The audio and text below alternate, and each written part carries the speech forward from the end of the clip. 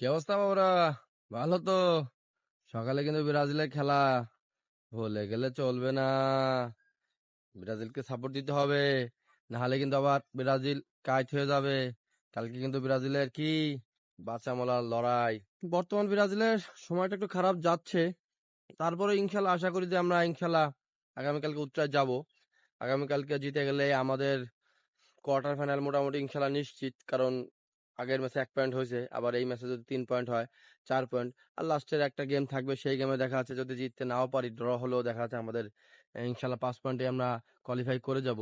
একটু খোঁড়াই খোঁড়াই না যায়, সমস্যা কি? টি-20 বিশ্বকাপও কিন্তু প্রথমে কিন্তু ইংল্যান্ড মানে কোয়ালিফাই করতে পারবে কেউ ভাবে নাই, কারণ তারা স্কটল্যান্ডের মতো দলের সাথে বৃষ্টির কারণে খেলাটা পরিত্যক্ত হয়ে গেছিল। তো সেখান থেকেও কিন্তু ইংল্যান্ড ঘুরে দাঁড়ায় সেমিফাইনাল পর্যন্ত আসছে, যদিও তারা আজকে বাদ পড়ছে।